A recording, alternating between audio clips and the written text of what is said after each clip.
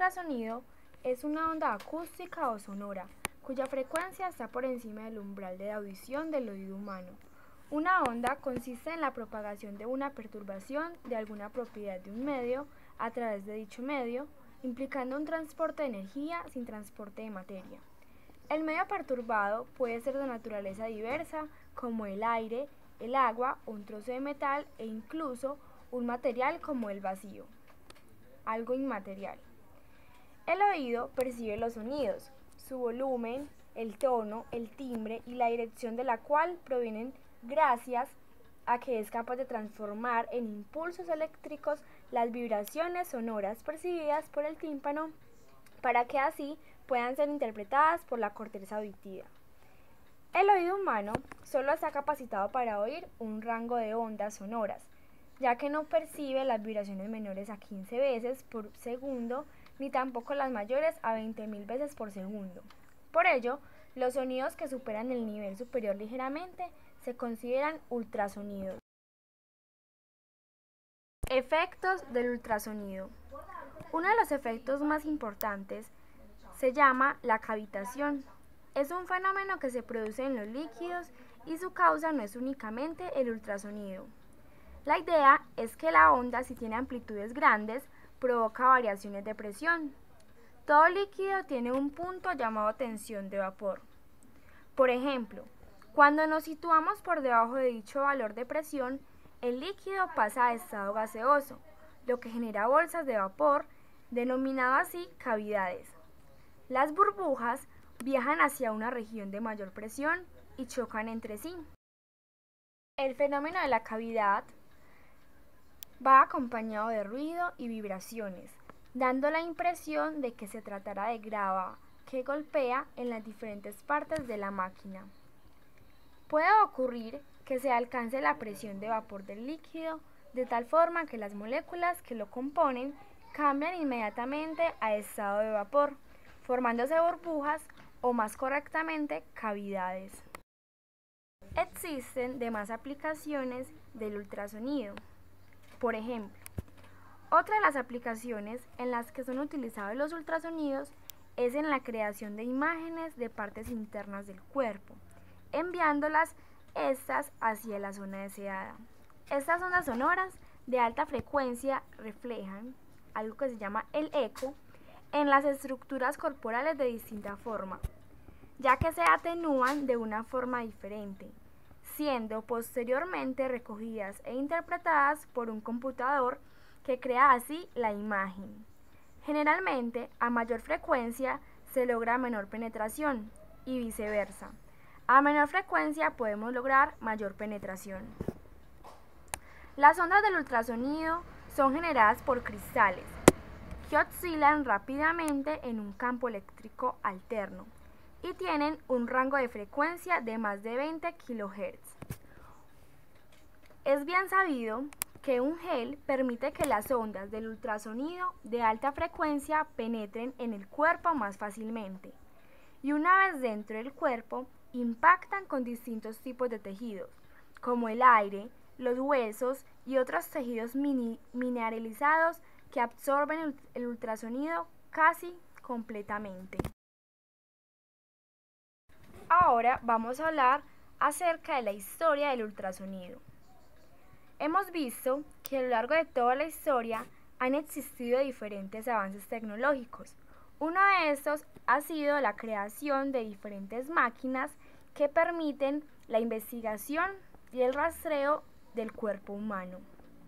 Terminada la Segunda Guerra Mundial, comienza el desarrollo de equipos diagnósticos en la medicina, cuando grupos de investigadores japoneses, americanos y de algunos países europeos trabajan paralelamente para fabricar los primeros prototipos de equipos para diagnóstico médico, utilizados básicamente para determinar enfermedades o patologías abdominales. En esta época los equipos eran de gran tamaño y ocupaban espacios bastante grandes. No existía aún el gel conductor y los pacientes eran sumergidos en un estanque lleno con una solución conductora como el agua y debían permanecer sin moverse durante la adquisición de las imágenes. Al final de esta misma década, se agregan los microprocesadores controlados, logrando finalmente imágenes en tiempo real de alta resolución. Así, progresivamente quedan obsoletas las máquinas estáticas con brazos articulados y lenta adquisición de las imágenes. La aceptación clínica es mayor y más rápida, ya que existe una perspectiva real para el uso masivo de esta técnica inocua, de bajo costo y portátil. Hacia fines de los años 70 y comienzos de los 80, además de los equipos estáticos, se utilizan los transductores mecánicos sectoriales. En este periodo de transición llegan a Chile los primeros ecógrafos de tipo estático manejados por médicos ginecobstetras y por radiólogos de distintos hospitales. A continuación se muestra la imagen del riñón derecho y parte del hígado obtenida con un transductor que giraba alrededor del cuerpo sumergido en una batea con agua. En la misma época, el tecnólogo médico Mosley permaneció durante varios meses enseñando la técnica y formando a varios tecnólogos, además de los radiólogos y becados de la época, en los hospitales Paula Jara Quemada, Católica y Clínica Alemana. La técnica era nueva para todos. Así es que se obtuvo un conocimiento paulatino sobre la mejor manera de demostrar las estructuras, primero con el método estático, que era muy laborioso y lento, y luego mejorando sustancialmente con la incorporación de transductores sectoriales mecánicos, o sea, máquinas más avanzadas. En la actualidad, el desarrollo ha alcanzado un gran nivel de sofisticación, incorporando transductores electrónicos de tiempo real y multifrecuenciales, adaptados al estudio de diferentes órganos e incluso la piel y el corazón. Por lo tanto, cada vez es más compleja su aplicación con tecnología computacional sofisticada que requiere de operadores preparados con conocimientos técnicos y específicos para obtener al máximo un rendimiento de estos equipos. Gracias a sus ventajas, esta técnica se ha convertido en un examen de rutina y de primera elección por su enorme utilidad diagnóstica en la atención ambulatoria, hospitalaria y de urgencia.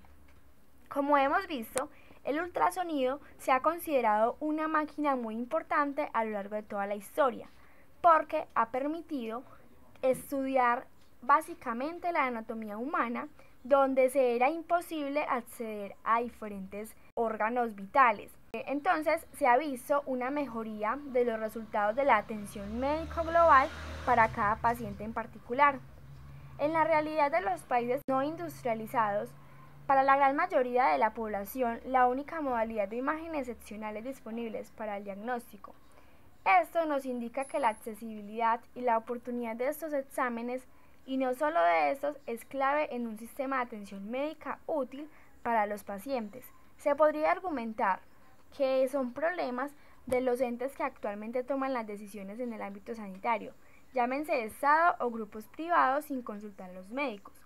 Sin embargo, es una responsabilidad de los profesionales del área de radiología actuar como interlocutores válidos, presentar propuestas coherentes, técnicas, económicas y humanitarias eficientes. Los equipos de ultrasonido médico que se ofrecen en la actualidad permiten prodigiar un micromasaje molecular y celular sobre los tejidos, que conduce a la vasodilatación y colabora con el mejoramiento del metabolismo del correspondiente tejido adiposo. Con ello se restablece, por ejemplo, la microcirculación, que muchas veces es afectada por cuestiones como la celulitis. El ultrasonido es habitualmente utilizado como un complemento de otras terapias. Mediante su aplicación aumenta la permeabilidad de la piel y el drenaje linfático. En el mercado existen varios equipos del ultrasonido con diferentes propiedades. Hay aparatos focalizados que se disponen sobre un sector puntual del cuerpo, por ejemplo, en tejidos que han sido presa de la celulitis. Estos dispositivos alcanzan el tejido adiposo y modifican su estructura sin lastimar los tejidos lindantes. Por otra parte, existen aparatos del ultrasonido no focalizados de intensidad menor que aplican a zonas más extensas del cuerpo.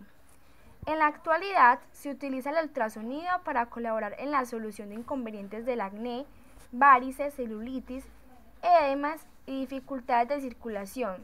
También para tonificar la piel, tratar queloides como por ejemplo.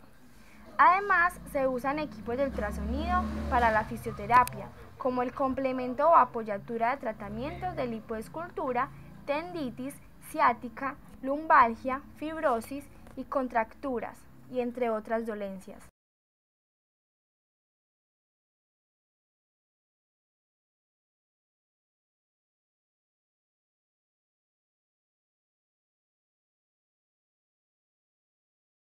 Los infrasonidos afectan principalmente al oído. Pues bien, esto no es así. Los infrasonidos, especialmente los de baja intensidad, tienen efectos fisiológicos que pueden ser muy serios puesto que afectan al sistema nervioso o se transmiten a través del mismo.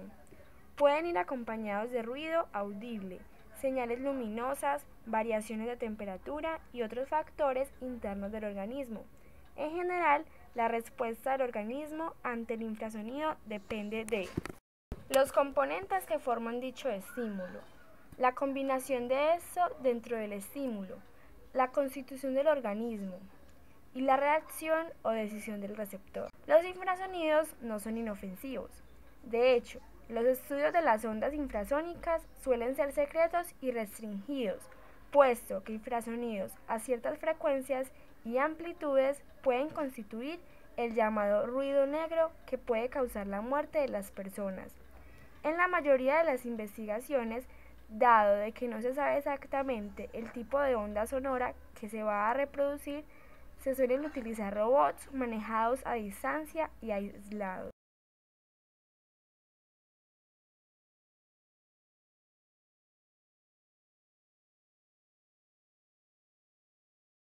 Hola, este experimento es de infrasonido y ultrasonido. El infrasonido son las vibraciones u ondas de presión cuya frecuencia es inferior a la que el oído humano puede percibir. Y el ultrasonido son las mismas ondas y vibraciones, pero esta vez pueden ser percibidas por el oído humano. Bueno, entonces para este experimento necesitamos una hoja de papel, unos baffles, azúcar, sal, o arena también, un celular para poner música y ya, vamos a empezar con el experimento. Ponemos la hoja de papel sobre los baffles y vamos a echar un poquito de azúcar en este caso.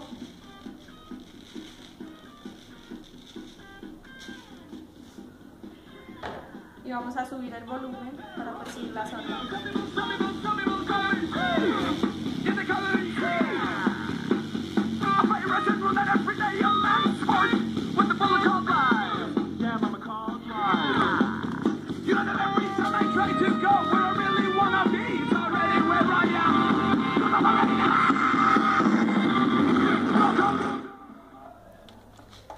De conclusión, en el experimento pudimos observar que cuando aumentábamos el volumen, la frecuencia de ondas sonoras es más alta, por lo que las partículas de azúcar se esparcen más por la hoja y tienen mayor reacción. Por el contrario, en el ejemplo del infrasonido, cuando bajamos el volumen, las partículas de azúcar permanecen más unidas y no tienen tanta reacción.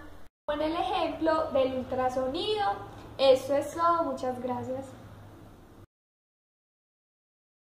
Los infrasonidos pueden alcanzar largas distancias atravesando obstáculos sólidos. Pueden ser oídos por algunos animales con el oído adaptado a percibir frecuencias distintas a las del humano. Por ejemplo, los elefantes pueden oír 15 Hz a 2 kilómetros de distancia. También tigres y ballenas usarían infrasonidos para comunicarse. Ejemplos de infrasonidos. Los infrasonidos son producidos por el cuerpo humano. Por ejemplo, los músculos al resbalar unos sobre otros para permitir movimientos pueden producir infrasonidos de 25 Hz. El corazón produce infrasonidos en torno a los 20 Hz. Incluso las orejas provocan infrasonidos. Se considera que los infrasonidos, aunque no son conscientemente perceptibles pueden provocar estados de ansiedad, tristeza o temblores, en ocasiones por imperceptibles desplazamientos de aire. Un ejemplo que podemos ver son ondas elevadas de volumen, pero comprendidas entre los 0,5 y los 10 Hz. Son suficientes para hacer vibrar al vestíbulo, parte del laberinto auricular en el oído interno. Los infrasonidos, producidos por motores como los ciertos acondicionadores de aire, aviones de recreación, pueden provocar vértigos, náuseas, cefaleas, al ser afectado el laberinto auricular. Big Tandy, de la Universidad de Coventry, en 1998, explicó cómo los infrasonidos pueden producir la impresión concreta de sitios embrujados. Demostró que los infrasonidos provocaban pseudopercepción de movimientos a los costados del campo visual. Esta falsa percepción podía estar provocada por un ventilador, ya que este objeto produce una frecuencia de 18,98 Hz. Incidentalmente, la longitud de la sala en la cual Tandy notó estos fenómenos era una fracción unitaria de la longitud de onda que provocaba el ventilador, por lo que provocaría una onda estacionaria, y tal onda producía ilusiones ópticas al resonar en los humores de los ojos humanos. Tales ilusiones eran consideradas por algunos como fantasmas. Unos experimentos que podemos ver respecto a los infrasonidos son la comparación de niveles de ruido, iniciando por los sonidos de la naturaleza, los susurros, la conversación normal, el motor de los carros, una perforadora o una tormenta y aviones.